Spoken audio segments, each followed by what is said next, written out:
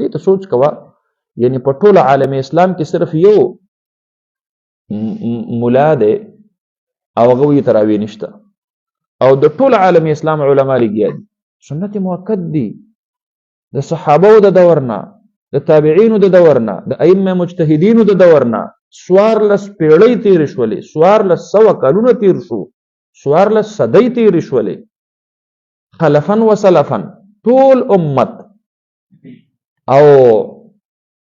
خلق به چې کم دی نو نه بس دغه یو سړی چې وایي دا ټیک خبره کوي نو تاسو سوچ کوئ